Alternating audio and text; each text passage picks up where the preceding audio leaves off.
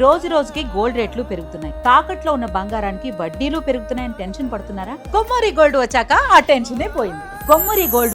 బండి సంజయ్ కొడుకు బండి భగీరథ్ నిన్న ఒక డ్రామాటిక్ సంఘటనల మధ్య మొత్తానికి జైలుకైతే వెళ్ళాడు. ఆయన్ని 7:30 ఆ ప్రాంతంలో నార్సింగ్ దగ్గర అప్పా జంక్షన్లో అంటే పోలీస్ అకాడమీ దగ్గర పట్టుకున్నామని పోలీసులు ప్రకటించారు. కానీ బండి సంజయ్ మాత్రం లేదు, నేనే అప్పగించాను, కరుణసాగర్ ఇంకొక లాయర్ ద్వారా 2 లాయర్లను పంపించి నేనే అతన్ని అప్పగించాను, నేను చట్టాన్ని ఉల్లంఘించకూడదని చట్ట ప్రకారం చేశాను. ఇన్ని రోజులు ఆలస్యం కావడానికి కారణం ఏంటంటే నా అడ్వకేట్స్ బెయిల్ వస్తుందని సలహా ఇచ్చారు, అందుకనే నేను జాప్యం చేశాను అన్నాడు. కానీ అది కన్విన్సింగ్గా లేదు. ఎందుకంటే అడ్వకేట్స్ అలాగే చెప్తారు. ఇది అందరి కేసుల్లో కూడా ఇలాగే వర్తిస్తుంది. ప్రతి నిందితుడు కూడా ఇదే చెప్పచ్చు. ఎస్కేప్ అయిపోయి 10 రోజుల తర్వాత ఇన్ని రోజులు నేనెందుకు రాలేదంటే ఇది కారణం అని చెప్పచ్చు. అటువంటి కారణాలు ఏమి చట్టంలో లేవు. కాబట్టి ఆయన క్లియర్గా ఒక హోంశాఖ సహాయ మంత్రిగా ఉండి 10 రోజుల పాటు చట్టాన్ని ఉల్లంఘించి ఒక నిందితుడిని దాచిపెట్టిన ఇదైతే ఖచ్చితంగా అది చట్టం ప్రకారం తప్పు అవుతుంది. చట్టాన్ని అమలు చేసి చట్టాన్ని తయారు చేసి చట్టాన్ని అమలు చేసే ప్రభుత్వంలో ఉండే హోంశాఖ సహాయ మంత్రి ఇలా చేయడం అనేది ఖచ్చితంగా చట్ట ప్రకారం అయితే కరెక్ట్ కాదు. ఏదేమైనా డ్రామాటిక్గా అతని అరెస్టు చూపించారు. దాని తర్వాత అతనికి మామూలుగా ఇటువంటి అరెస్టులు జరిగినప్పుడు మెడికల్ టెస్టులు చేస్తారు. అలాగే పేట బషీరాబాద్ సంబంధించిన పీసీహెచ్ వైద్య అధికారులు వచ్చి పోలీస్ స్టేషన్లోనే అన్ని టెస్టులు చేశారు. తర్వాత ఎంఆర్ఓని పిలిచి పంచనామా చేశారు. దాని తర్వాత ఒక 2 గంటల పాటు రితురాజ్ గైక్వాడ్ ఆమె సిట్ అధికారి ఆమె విచారించింది. అంటే ప్రాథమిక సాక్ష్యాధారాలు, ఈ అమ్మాయి వాంగ్మూలం, అంతకుముందే ఈవినింగే ఈ అమ్మాయి కూడా మేడ్చల్ మేజిస్ట్రేట్ దగ్గర వాంగ్మూలం వాళ్ళ తల్లి ఆ అమ్మాయి ఇద్దరు కూడా ఇచ్చారు. సో ఇవన్నీ పెట్టుకొని ఆమె 2 గంటల పాటు అతని వెర్షన్ ఏంటి, అతను ఎందుకు చేశాడు, ఏం చేశాడు అనేది ప్రాథమికంగా అతన్ని అనేక ప్రశ్నలు అడిగి విచారించినట్టుగా తెలుస్తుంది. దాని తర్వాత అర్ధరాత్రి మేజిస్ట్రేట్ ముందు హాజరుపరిచారు. మేజిస్ట్రేటు ఈ నెల 29 వరకు అతన్ని రిమాండ్లో ఉంచాల్సిందిగా ఆదేశించాడు. సో ఇప్పుడు అతన్ని చర్లపల్లి జైల్లో పెట్టినట్టుగా తెలుస్తుంది. అయితే ఇప్పుడు మార్నింగ్ ఒక వార్త వైరల్ అవుతుంది. అదేంటంటే అక్కడ తనకి రాజభోగాలు మొదలైనాయి జైల్లో అని. ఖచ్చితంగా అందులో వాస్తవం ఉందా లేదో మనకు తెలియదు, మనం వెరిఫై చేయలేదు. కానీ జనరల్గా అయితే సెలబ్రిటీల పిల్లలు కావచ్చు, సెలబ్రిటీలు కావచ్చు, డబ్బున్న వాళ్ళు కావచ్చు, ఎవరైనా జైల్లో ఉంటే ఖచ్చితంగా వాళ్ళకి వితిన్ ద జైల్లో రాజభోగాలు వచ్చే అవకాశం ఉంది. జనరల్గా ఎలా జరుగుతుంటాయంటే, ఒకటి ఈ పెద్ద జైళ్ళల్లో హాస్పిటల్స్ ఉంటాయి కాబట్టి వీళ్ళు ఏదో కడుపు నొప్పో, కాలు నొప్పో, ఇంకొక నొప్పో, లేకపోతే ఇంకొకటో అని చెప్పి మెడికల్ ప్రాబ్లమ్ని డాక్టర్ దగ్గర రాయించుకొని వాళ్ళు హాస్పిటల్కి వెళ్ళిపోతారు. అక్కడైతే బెడ్స్ ఉంటాయి, వాళ్ళకి యాపిల్స్ లేకపోతే మిల్క్, బ్రెడ్ ఇలాంటివి ఇస్తారు. దాంతోపాటు డబ్బులు కానీ చల్లితే జైళ్ళల్లో అన్ని సౌకర్యాలు వస్తాయి. ఒకటి ములాఖత్తులు, మామూలుగా అయితే వారానికి 2 ములాఖత్తులు ఉంటాయి. కానీ వీళ్ళకి ఇంకా ఎక్కువ ములాఖత్తులు నఫ్సల్గా అలో చేసే అవకాశం ఉంది. అలాగే ములాఖత్తుకి టైం ఉంటుంది, ఇంత టైం అని. కానీ ఇలాంటి అప్పుడు టైంని కూడా వాళ్ళు ఎక్స్టెండ్ చేస్తారు, ఎక్కువసేపు కూర్చొనిస్తారు. ఎందుకంటే ఇది నేను ప్రత్యక్షంగా కూడా చూశాను కాబట్టి చెప్తున్నాను. అలాగే నా మిత్రులు కూడా, కొంతమంది జైల్లో ఉన్న మిత్రులు కూడా చెప్పారు. అట్లాగే నేను దీని మీద అనేక స్టడీస్లో కూడా చూశాను. సో ములాఖత్తు విషయంలో అలా జరుగుతుంది. అలాగే మామూలుగా అయితే ములాఖత్తు మనం సినిమాలో మీరు చూసుంటారు, ఫెన్సింగ్ ఉంటుంది, దానికి అటు ఇటుగా ఉంటారు.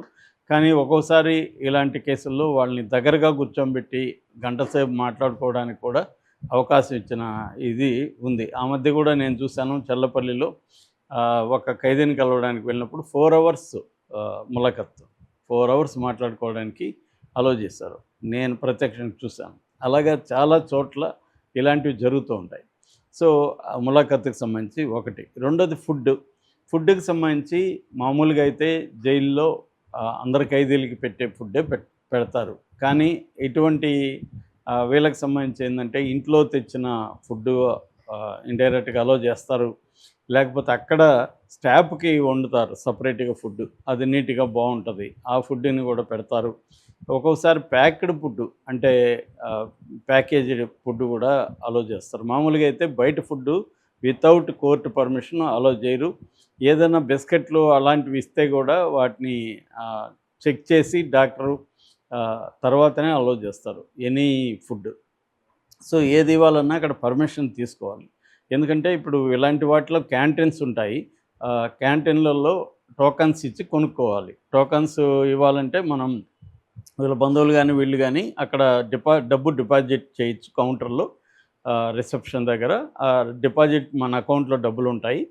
ఆ డబ్బులను బట్టి టోకన్స్ ఇస్తారు. ఈ టోకన్స్ క్యాంటీన్‌లో ఇచ్చి క్యాంటీన్‌లో ఏదైనా వస్తువులు సోపు లాంటివి పేస్టు, సోపు ఇలాంటివి కొనుక్కోవచ్చు. లేదా వారానికి ఒకసారో, 2 సార్లు బిర్యానీ లాంటిది కూడా క్యాంటీన్‌లో పెడతారు. డబ్బులిచ్చి తీసుకోవచ్చు. ఇవి కాకుండా ఫోన్ చేసుకోవడానికి కూడా వారానికి 10 నిమిషాలు ఎంతో పెడతారు. అది కూడా టోకెన్ ఇచ్చి ఫోన్ చేసుకోవచ్చు మామూలుగా అయితే. మనకి కరోనా టైంలో వీడియో కాల్స్‌కి కూడా అలో చేశారు. ఎందుకంటే ములాఖత్తు కష్టం కాబట్టి వీడియో కాల్స్‌కి కూడా ప్రతి ఖైదీకి వారంలో ఇంతసేపు మాట్లాడుకోవచ్చని వీడియో కాల్స్ కూడా అలో చేస్తారు. సో అలాగా ఉంటది. సో ఫుడ్డుకి సంబంధించి కూడా మంచిగా ఫుడ్డు తినొచ్చు. అంటే అక్కడ గాని మేనేజ్ చేయగలిగితే. ఇక పడుకోవడానికి సంబంధించి మామూలుగా అయితే ఖైదీలని అక్కడ కూడా చాలా చోట్ల ఏం జరుగుతుందంటే ఖైదీలు మన నచ్చిన సెల్‌లో ఉండడానికి కూడా డబ్బులివ్వాలి.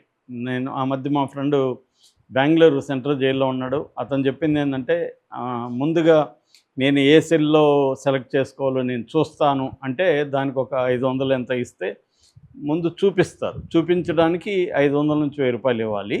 చూపించినాక సెలెక్ట్ చేసుకుంటారు కదా! సెలెక్ట్ చేసుకున్నప్పుడు 2000-5000 వరకు ఆ సెల్లు క్వాలిటీని బట్టి చూస్తారనమాట. సో వాటిలో అంటే అక్కడ ఉన్న సౌకర్యాలు, అక్కడ ఉన్న ఖైదీల బిహేవియరు ఇవన్నీ చూసుకొని దాన్ని బట్టి ఆ సెల్ సెలెక్ట్ చేసుకుంటారు. చేసుకున్నాక ఆ సెల్‌లో పెడతారు. సో లేదంటే నేను ఇందాక చెప్పిన హాస్పిటల్ మెడికల్‌గా ఇది ఒక్కొక్కసారి బయట హాస్పిటల్‌లో కూడా ఉంటారు. మనం ఆ మధ్య అంతా కూడా చూసాం. ఎక్కువ మంది తెలుగుదేశం వాళ్ళు రమేష్ హాస్పిటల్‌లో ఉండేవాళ్ళు. ప్రైవేట్ హాస్పిటల్‌కి కూడా అప్పుడు పర్మిషన్ ఇచ్చారు. మన అచ్చెన్నాయుడు లాంటి వాళ్ళు కూడా రమేష్ హాస్పిటల్‌లోనే ఎక్కువ కాలం ఉన్నారు. సో అలాగా కూడా చేసుకుంటారు. సో ఇక్కడ ములాఖత్తు, అక్కడ ఉండడానికి చోటు, తర్వాత ఫుడ్డు ఇవన్నీ కూడా మనకి క్వాలిటీగా చేసుకోవచ్చు. అట్లాగే ఇక ఏసీ లేకపోతే ఫ్యాన్లు ఇవన్నీ బెడ్డు ఇవన్నీ కూడా మామూలుగా అయితే కోర్టు పర్మిషన్ తీసుకొని అక్కడ ఇవ్వాలి. కానీ ఒక్కోసారి అక్కడే అలో చేసే అవకాశాలు కూడా ఉంటాయి. ఉన్నంతలో అక్కడ సౌకర్యాలని వాళ్ళు కల్పిస్తారు. మనకి చాలా కేసులున్నాయి. దీని మీద సెలబ్రిటీలు తిహార్ జైల్లో ఎలా ఉన్నారనేది సునేత్ర చౌదరిని ఒక ఆవిడ బుక్ కూడా రాసింది సపరేట్‌గా. అంటే తిహార్ జైల్లో సెలబ్రిటీల జీవితాలు ఎలా ఉన్నాయని. అందులో శోభరాజ్ కూడా ఉన్నాడు. అతను కుకింగ్ కూడా అతనే చేసుకునేవాడు. కుకింగ్‌లో మటను, చికెన్ అన్నీ కూడా రోజు చేసుకునేవాడు. అతను ఒక సామ్రాజ్యాన్ని పరిపాలించాడని చెప్పుకోవచ్చు. అతని బర్త్‌డేకి కూడా అతను తప్పించుకున్నది కూడా బర్త్‌డే అప్పుడు మొత్తం జైల్లో ఉండే ఈ స్టాఫ్‌కంతా కూడా కేకులు తెప్పించి ఆ కేకులో మత్తుమందు పెట్టి వాళ్ళందరూ తిన్నాక మత్తులోకి వెళ్ళిపోయింటే ఇతను రాయల్‌గా ఇతను ఇంకొంతమంది నడుచుకుంటే బయటికెళ్ళారు. సో అంటే ఆ స్థాయిలో జైళ్ళల్లో అవినీతులు జరుగుతుంటాయి. జైళ్ళల్లో డబ్బులున్న వాళ్ళదే రాజ్యం అని చెప్పొచ్చు. డబ్బు, పలుకుబడి పనిచేస్తాయి. ఖచ్చితంగా ఇవన్నీ ముందే ప్లాన్ చేసుకొని ఉంటారు. ఎందుకంటే ఎప్పుడైతే బెయిల్ రిజెక్ట్ అయిందో కోర్టులో బండి సంజయ్ వాళ్ళకి అర్థమైపోయి ఉంటుంది ఖచ్చితంగా జైలుకి వెళ్ళాల్సి ఉంటుందని. సో ఏ జైలుకి పెడతారు, ఆ జైల్లో మనోళ్ళు ఎవరెవరు ఉన్నారు, ఏంటి స్టాఫ్ ఎవరున్నారు, అక్కడ జైలర్ ఎవరున్నారు ఏంటి ఇవన్నీ వాళ్ళు చూసుకుంటారు. చూసుకొని ముందుగానే లేకపోతే ఏముందంటే మామూలు ఖైదీలను అయితే హ్యూమిలేట్ చేస్తారు బాగా. అక్కడ వాళ్ళు బట్టలు ఇప్పేసి చెక్ చేయడం దగ్గర నుంచి వాళ్ళని హ్యూమిలేట్ చేస్తూ ఉంటారు. అట్లాగే అక్కడ సీనియర్ ఖైదీలు ఉంటారు. వాళ్ళు కూడా కొత్తగా వెళ్ళే ఖైదీల్ని మన కాలేజీలో ఎలాగ ర్యాగ్ చేస్తారో అలాగే ర్యాగింగ్ చేస్తారు. సో అక్కడంతా డబ్బులు అవసరం అవుతుంది. చాలా జైళ్ళల్లో అయితే ఫుడ్ కూడా అమ్ముతారు అక్కడ.